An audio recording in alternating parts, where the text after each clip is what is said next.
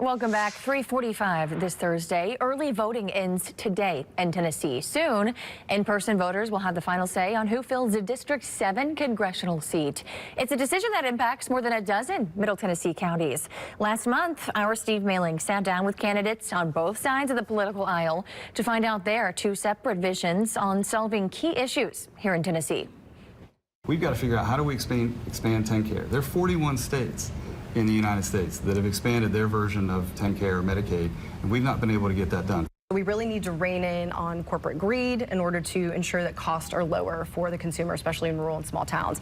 Our taxes are subsidizing people's health care in Illinois, New York, California. That money should be here. None of us can sit on this stage and say we're going to unilaterally get hospitals open again. But what we can do is think outside the box to make sure that they can get some health care in those areas. The influence of the media, the internet, digital platforms that our kids are getting involved in now, we have a real social contagion that we have to get a hold of somehow or another. And so I think that's what we're going to see over the next several years at the federal level, is trying to figure out how do we rein in some of these communication platforms that are really causing the large part of the issues. When you try to trail it back to the original source, that's really where it's coming from. I think it's important to realize that when we're dealing with issues of public safety, we need to make sure that our law enforcement officers are supported and that they're given adequate resources, because the best way to keep the public safe is to keep criminals off the streets. I think that we need to prevent China from owning our farmland.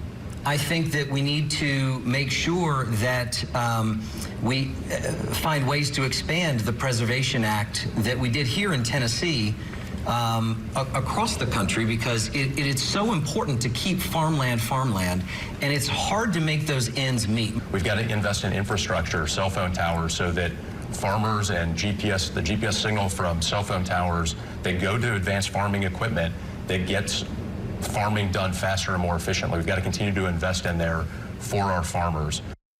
So obviously several different candidates, a lot of information on key issues. To find the full interviews, you can do that on our free WSMV4 News app. That special primary election is next Tuesday. You can also look on the app to find your closest polling spot.